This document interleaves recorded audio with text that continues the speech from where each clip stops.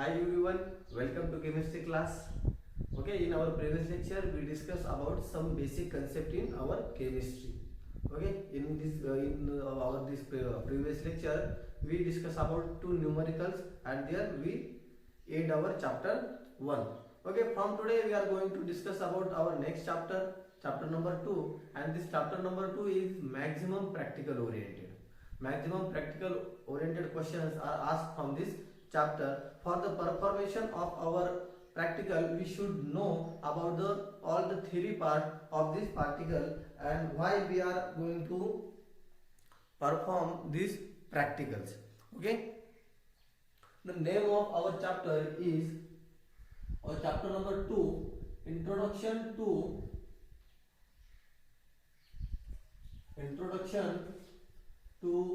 Analytical Chemistry.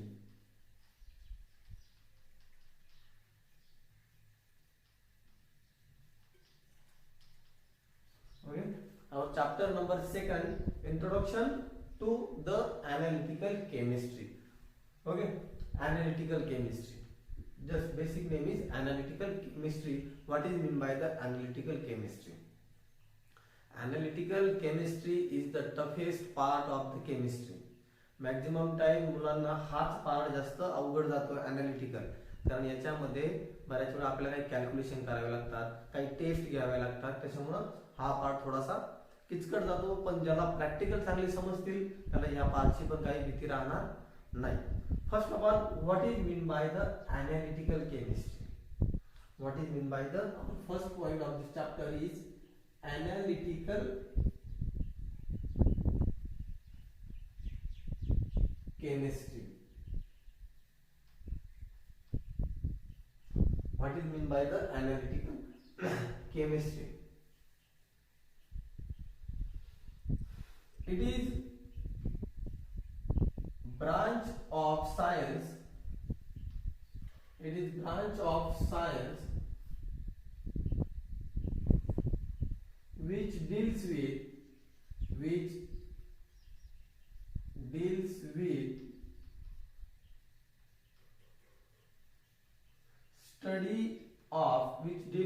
study of separation,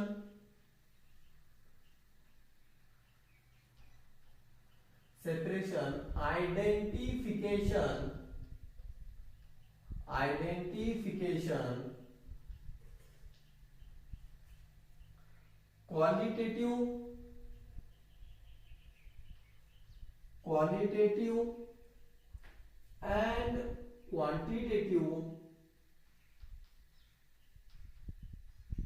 qualitative and quantitative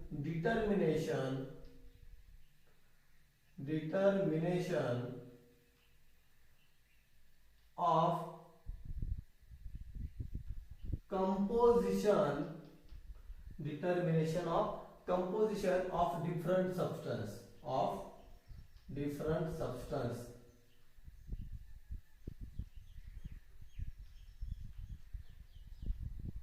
Chemistry is nothing but the atom, molecule, ions and its composition. ज्यावेळेस काही compound बनतात, ज्यावेळेस या ion molecule पासून compound बनतात, त्यांचं देखील आपल्याला काय करायचं आहे, स्टडी करायचं आहे.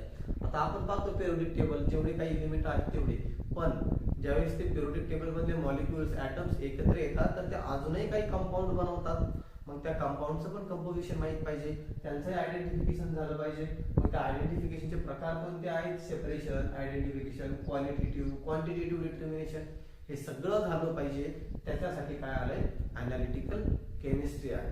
म्हणजे फक्त जे काय आपले पेरियोडिक टेबल मधले एलिमेंट आहेत त्यांचंच फक्त करता येतं असं नाही. सपोज आपल्याकडे काय आहे, सोडियम आहे आणि क्लोरीन आहे, पण ज्यावेळेस सोडियम आणि क्लोरीन एकत्र आले त्यावेळेस मात्र NaCl बनला. मग त्या NaCl चा सुद्धा आपल्याला स्टडी करावा लागतो. त्यासाठी कशाचा यूज होतोय? आपल्याला या अनालिटिकल केमिस्ट्रीचा यूज होतोय. काय आहे मग analytical chemistry? It is branch of science which deals with the study of separation, identification, qualitative and quantitative determination of composition of different substances. जे काय वेगवेगळे सबस्टन्स आहेत त्याचं सेपरेशन. आता सेपरेशन म्हणजे काय? सेपरेट करणं. सपोज आपल्याकडे काही गोल्डचे पार्टिकल आहेत आणि काही सिल्वरचे पार्टिकल आहेत, त्यांना आपल्याला एकमेकांपासून सेपरेट करायचे. ते जर सेपरेट केले तर त्याला सुद्धा तो सुद्धा कशाचा पार्ट असतो तर अनालिटिकल केमिस्ट्रीचा. आता आयडेंटिफिकेशन म्हणजे ओळखणं, त्याचा कलर कसा आहे, दोघांच्या कलर मध्ये डिफरन्स आहे हे सगळ्यांना माहिती आहे. मग ते आयडेंटिफिकेशन कधी कलर वरनं असतं तर कधी त्याच्या सेंट वरनं असतं. त्यानंतर क्वालिटी, आता हे सगळ्यांना माहिती आहे. तर त्याच्यामध्ये माती जर मिक्स असेल तर सोन्याचे पार्टिकल आहेत, चांदीचे पार्टिकल आहेत आणि काही माती आहे, काही सँडचे पार्टिकल आहेत. मग अशा वेळी आपल्याला क्वालिटेटिव्ह अनालिसिस करणं गरजेचं असतं. आता क्वालिटेटिव्ह म्हणजे काय, मग सोन्याची क्वालिटी वेगळी, सँडची क्वालिटी वेगळी, म्हणजे वाळूची क्वालिटी वेगळी आणि मातीची क्वालिटी वेगळी. त्याला आपल्याला क्वालिटीनुसार सेपरेट करायचे आले. त्यानंतर आले क्वांटिटेटिव्ह डिटर्मिनेशन. आता क्वांटिटेटिव्ह म्हणजे काय तर त्याचा अमाऊंट. क्वांटिटी म्हणजे काय, सपोज 10 ग्रॅम सोनं आहे आणि 50 ग्रॅम वाळू आहे, मग हे कसं झालं क्वांटिटेटिव्ह सेपरेशन. आले लक्षात. मग सगळ्या शब्दांचा अर्थ समजलाय. Separation, identification, qualitative and quantitative determination of composition of different substances. जे काही आता डिफरंट सबस्टन्सेस हा वर्ड का बरं वापरलाय, आपल्याकडे पिरियोडिक टेबल आहे पण त्या पिरियोडिक टेबलची एकमेकांबरोबर रिॲक्शन होऊन नंबर ऑफ कंपाऊंड फॉर्म होऊ शकतात. मग त्या कंपाऊंड साठी हा शब्द वापरलाय डिफरंट सबस्टन्सेस. जे काही सबस्टन्स तयार होत असतील त्यांच्यासाठी आपल्याला हे सगळं करायचं आहे. आलं लक्षात. एकदा लिहून घ्या, डेफिनेशन विचारली जाते. ठीक आहे. त्यानंतर येतो नेक्स्ट पॉइंट आपला, what is mean by the analysis. What is mean by the analysis. Analysis म्हणजे काय किंवा अनालिसिस कशावरती करायचं.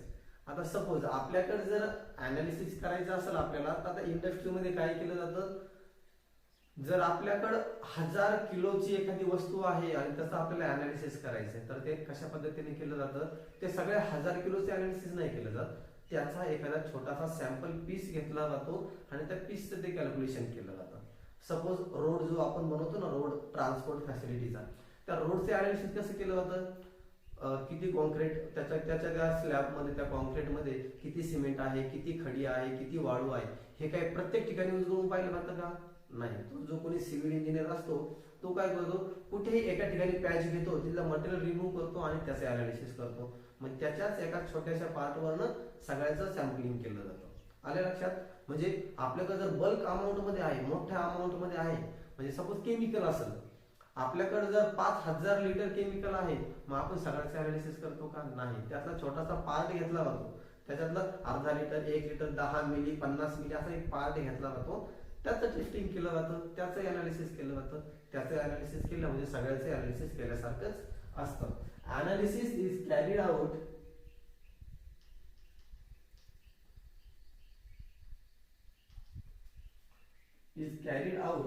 on small sample. Analysis is carried out on small sample. And another one is that sometimes we also use a micro analysis. Okay, sometimes we use micro analysis or semi analysis,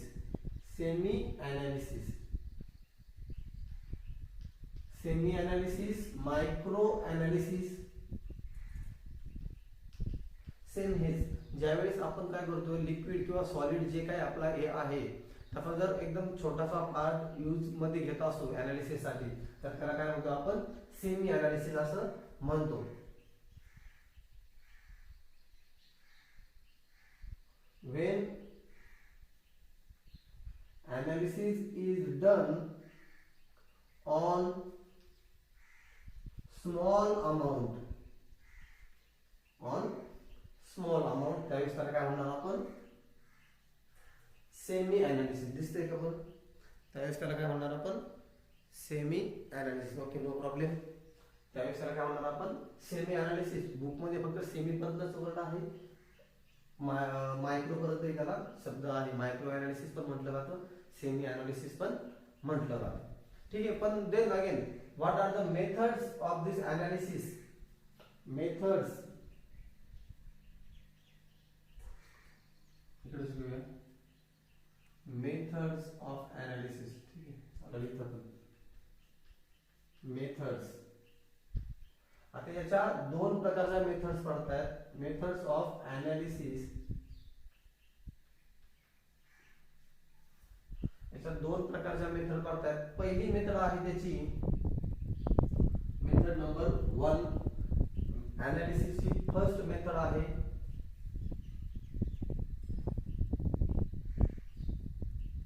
किंवा फक्त method of analysis नाही, फक्त analysis कसं केलं जातं त्याचे दोन प्रकार पडतात. एक आहे आपला क्वालिटेटिव्ह आणि दुसरा आहे क्वांटिटेटिव्ह. मेथड ऑफ अनालिसिस नाहीये द्या, फक्त अनालिसिस दोन प्रकारात केलं जातं, क्वालिटेटिव्ह आणि क्वांटिटेटिव्ह. ह्या दोन प्रकार त्याच्या आहेत. ठीक आहे, म्हणजे टाइप्स ऑफ अनालिसिस म्हटलं तरी चालेल, मेथड ऑफ अनालिसिस नाही, types of analysis. Types of analysis. ठीक आहे, मेथड वेगळ्या आहेत, केमिकल मेथड असतात. Qualitative and quantitative. मग क्वालिटेटिव्ह म्हणजे काय किंवा क्वालिटेटिव्हच्या अंडर काय काय येतं? क्वालिटेटिव्हच्या अंडर येतं सेपरेशन. पहिली कोणती मेथड येते? सेपरेशन. म्हणजे सेपरेट करायचे. सेपरेट करताना आपण क्वालिटी पाहूनच सेपरेट करणार ना, का अमाऊंट पाहून नाही. सेपरेशन कशानुसार होणार आहे? त्याची क्वालिटी चेक करूनच सेपरेशन होणार आहे.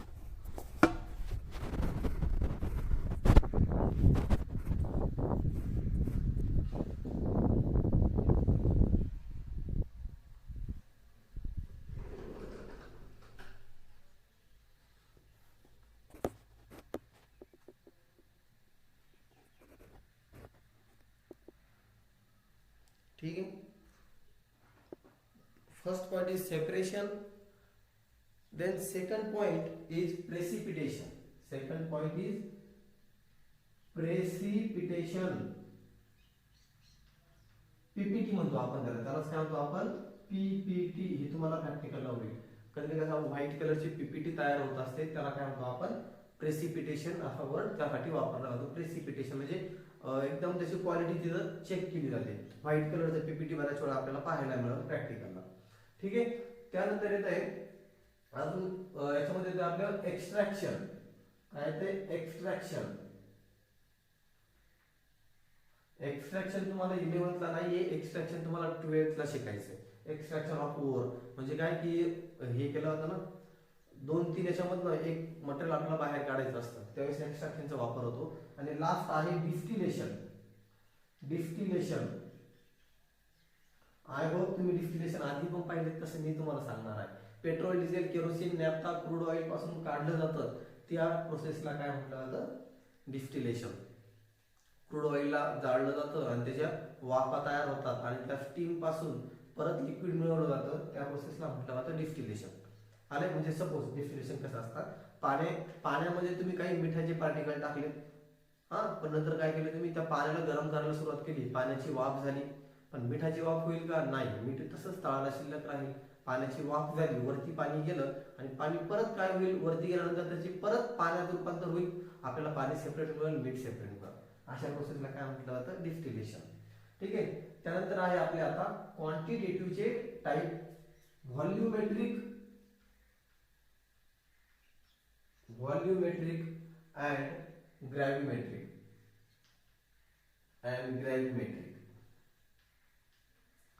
व्हॉल्यूमेट्रिक त्याचं व्हॉल्यूमच चेक करायचं आहे आपल्याला. Suppose A plus B is our reactant and C plus D is our product.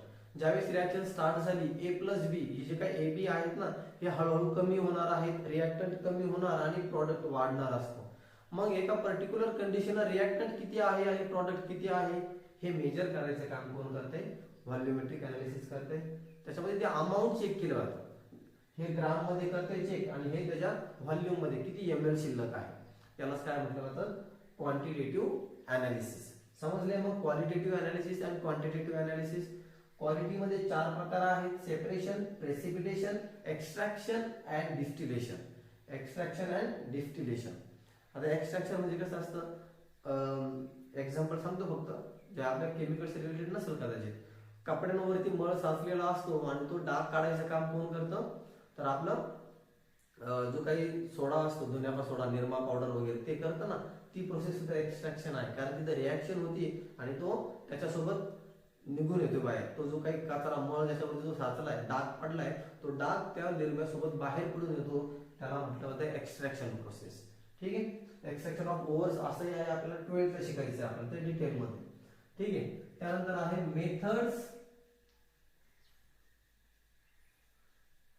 Methods of qualitative and quantitative analysis. Qualitative and quantitative analysis. कोणकोणत्या मेथड आहेत? त्यातली दोन प्रकारच्या मेथड आहेत. त्यातली पहिली मेथड आहे केमिकलची मेथडचा यूज करतो आपण. केमिकल मेथड ऑफ फर्स्ट काय आहे? क्वालिटेटिव्ह. ठीक आहे, मग क्वालिटेटिव्ह घेऊया. Chemical method of or for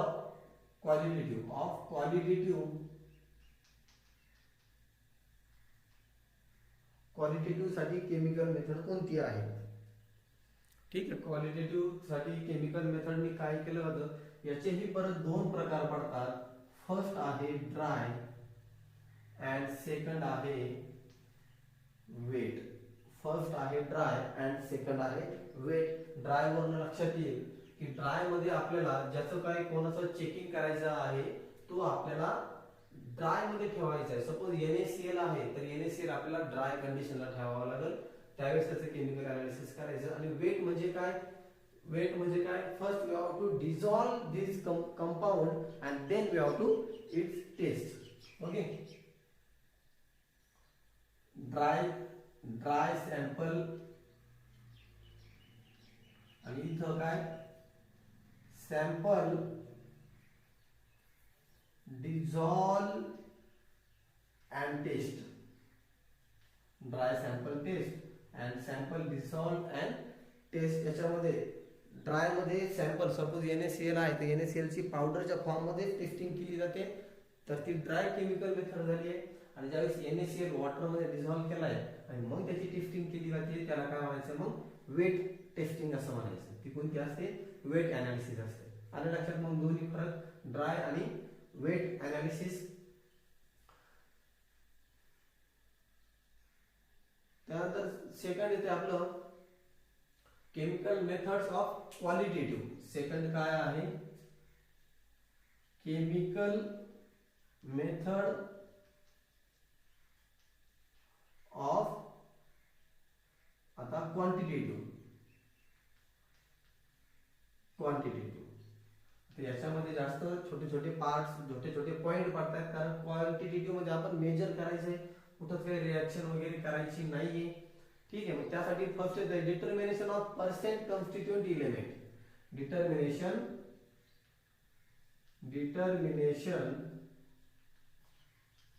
of percent constituent element. त्या कॉन्स्टिट्यूएंट इलेमेंट जे काही त्याच्या कंपाऊंड मध्ये जे काही इलेमेंट आहेत त्यांचं पर्सेंट किती आहे, कोणता इलेमेंट किती पर्सेंट मध्ये आहे. सपोज H2SO4 आहे, त्याच्यामध्ये H आहे, S आहे, O आहे, तर कोणाचं पर्सेंटेज किती आहे ते कशात केलं जातं? आपण क्वांटिटेटिव्ह मध्ये करतो. केमिकल मेथड ऑफ क्वांटिटेटिव्ह मध्ये ते आपल्याला करता येतं. देन सेकंड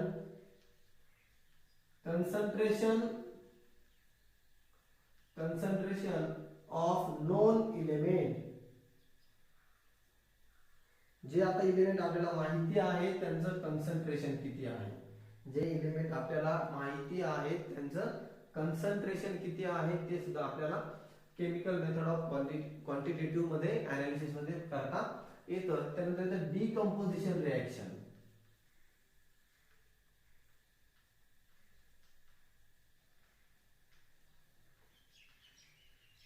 आता हे डिकम्पोजिशन रिएक्शन म्हणजे काय, किंवा अजून एक पॉइंट घ्यायच्यामध्ये प्रोग्रेस ऑफ रिएक्शन. कारण दोन्ही पॉइंट एकमेकाला पूरक आहे. डिकम्पोजिशन कधी होणार? ज्यावेळेस रिॲक्टंट कमी कमी होत जातो म्हणजे त्याचं डिकम्पोजिशन झालंय आणि त्याचबरोबर पुढे काय होतंय प्रोग्रेस ऑफ रिॲक्शन म्हणजे आपला प्रॉडक्ट वाढत चालतोय. प्रॉडक्ट वाढत चालला म्हणजे प्रोग्रेस ऑफ रिॲक्शन आणि डिकम्पोजिशन ऑफ रिॲक्शन डिकम्पोजिशन म्हणजे ते कमी कमी होत जातं. आले लक्षात. त्यानंतर येत आहे मॅथमॅटिकल. आता ऑपरेशन वगैरे ते आपण नेक्स्ट लेक्चरला पाहूया. हे पॉईंट समजलेत का? मग काही मॅथमॅटिकल ऑपरेशन पण आहेत त्याच्यामध्ये एरर काय असतो तेही आपल्याला बघायचं आहे.